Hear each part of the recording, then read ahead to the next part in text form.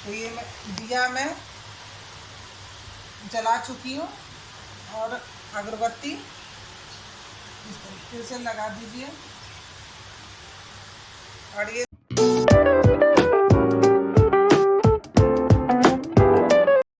राधे राधे दोस्तों, मैं तनुजा, मेरे यूट्यूब चैनल में आपका स्वागत है।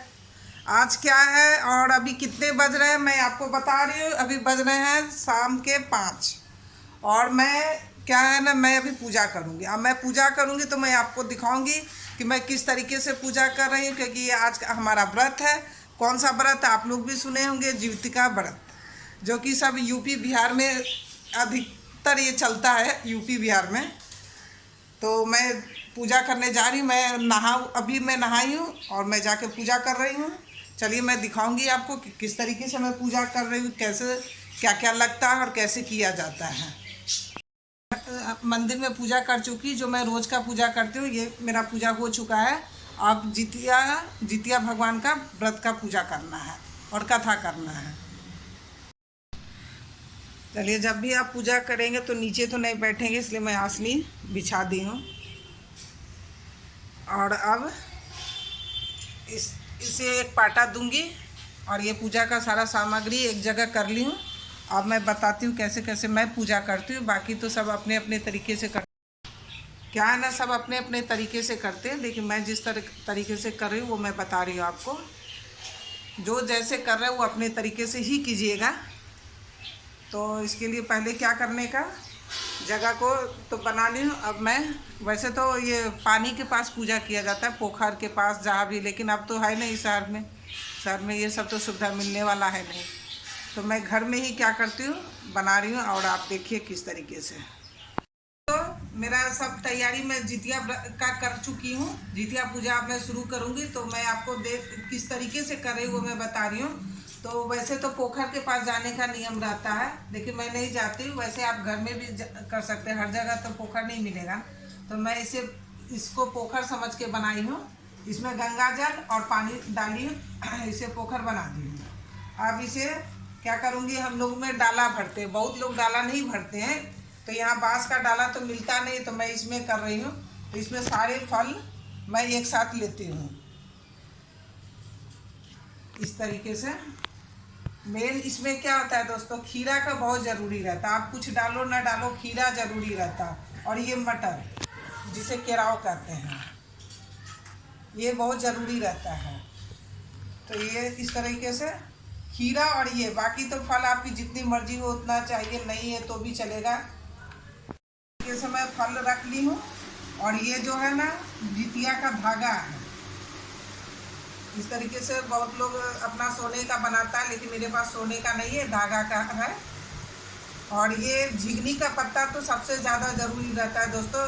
वैसे हर जगह भी मिलता नहीं, लेकिन मुझे मिल गया है, तो ये बहुत ज़रूरी रहता है। तो इसको इस तरह डाल के, और श्रृंगार का सामान ना आप जितना भी डालो, आपकी मर्जी। तो वैसे मैं ये डाल रही हूँ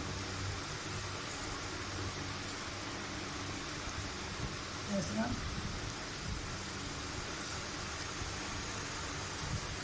इस तरीके से ये हमारा डाला, जो डलिया बोलते हैं, डलिया में भरी हूँ। और बाकी अभी मैं यहाँ पे पूजा करूँगी। चूल्हों सियारों का भी पूजा करना होता है इसमें दोस्तों।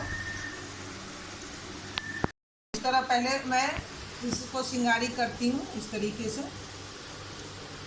कोई भी सिंगारी तो आप 5 बार से कम नहीं करेंगे ना, तो इस तरीके से 5 बार हो गया। अब इसके सामने मैं डलिया रखूँगी इस तरीके से। और उसी के बगल में चूल्हों और सियारों को पूजा जाता है, वो भी झिगनी के पत्ते पे। तो मैं ये चूल्हों को रखी हूँ इस तरीके से पत्ते पे, और ये सियारों को,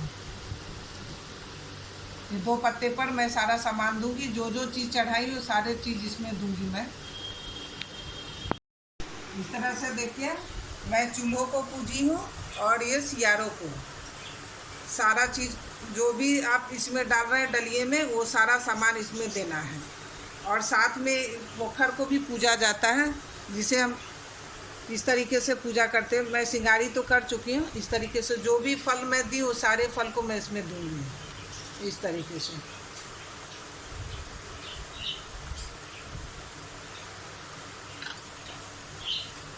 ये अच्छा था।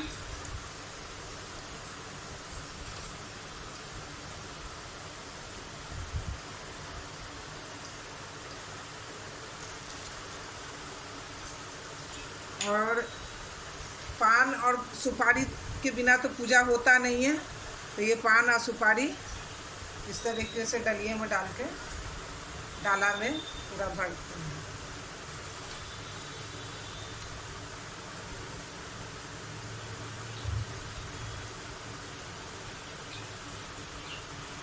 ये हमारा डलिया तैयार हो गया। पूरा सजा दी मैं और चूल्हो सियारों को पूज दी और ये पोखर को भी पूज दी हूँ जो मैं बनाई हूँ घर में।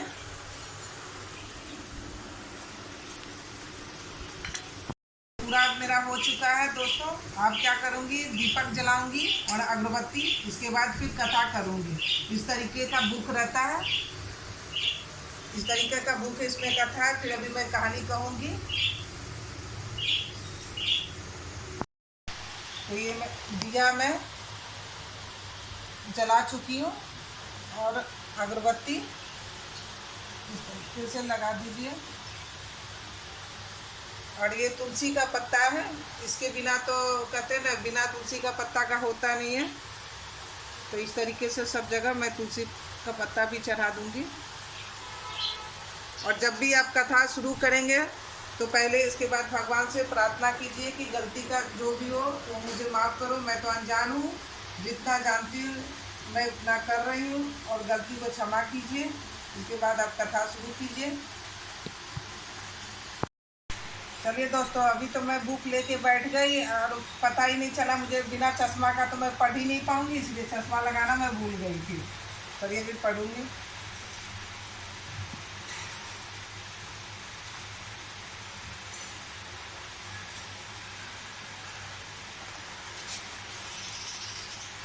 एक बार नौमी शारण के निवासी ऋषियों ने संसार, सूत जी कहते हैं, इस प्रकार आनंद देने वाला मैंने यह दृढ़ व्रत बतलाया। स्त्रियां चिरंजीवी स्थान चाहती है तो विधि पूर्वक यह व्रत करे। चलिए, जीवपुतिका व्रत का कथा पूर्ण हो चुका है, कथा समाप्त हो गई। आप प्रणाम करते हैं।